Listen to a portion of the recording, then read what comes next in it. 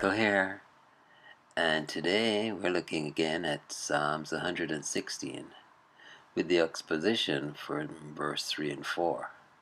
Let's go ahead and read the first 4 verses of Psalms 116, which the psalm was subtitled, I Love the Lord. Verse 1. I love the Lord because he has heard my voice and my pleas for mercy. Because he inclined his ear to me, therefore I will call on him as long as I live. Verse 3. The snares of death encompassed me. The pangs of Sheol laid hold on me. I suffered distress and anguish. Verse 4. Then I called on the name of the Lord. O Lord, I pray, deliver my soul. And so from the Treasure of David, we look at the exposition as penned by Charles Spurgeon. Verse 3. The psalmist now goes on to describe his condition at the time when he prayed unto God.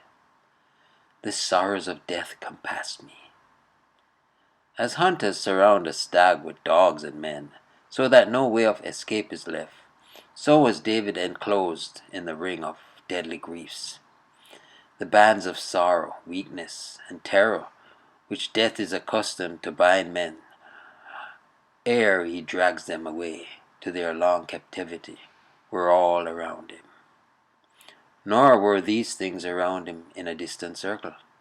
They had come close home, where he adds, and the pains of hell got hold upon me.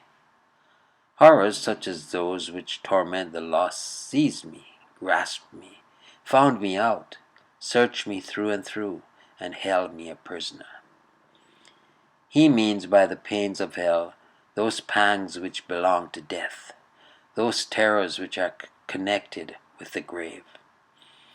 These were so closely upon him that they fixed their teeth in him as hounds seize their prey.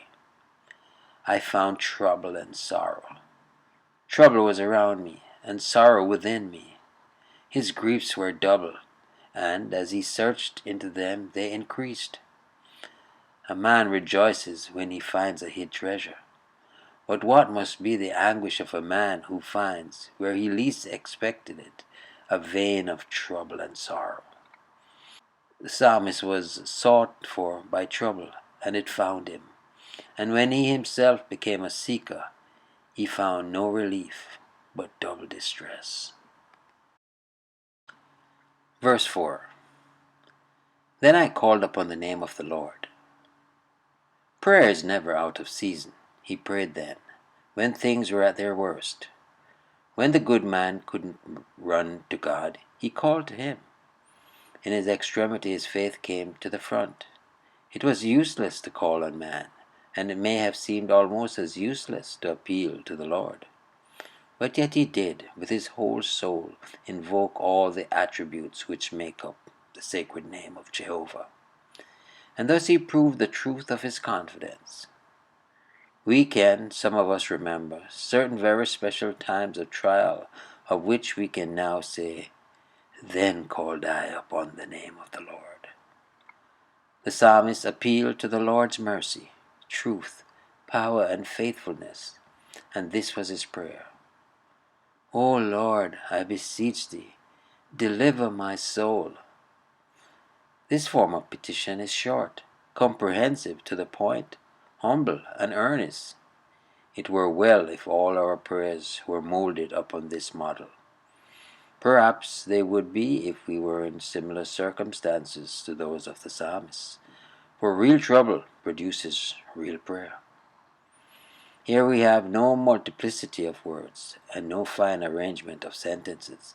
Everything is simple and natural. There is not a redundant syllable, and yet there is not one lacking.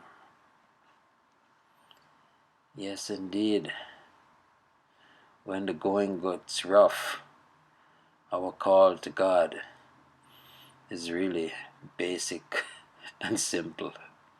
Help, Lord, help. Oh, I know that song. But God in His love and His mercy delivers us over and over again. Well, praise be to God. Hope you enjoyed the meditation. Michael here, yet again declaring, Jesus is Lord. Until next time, be blessed.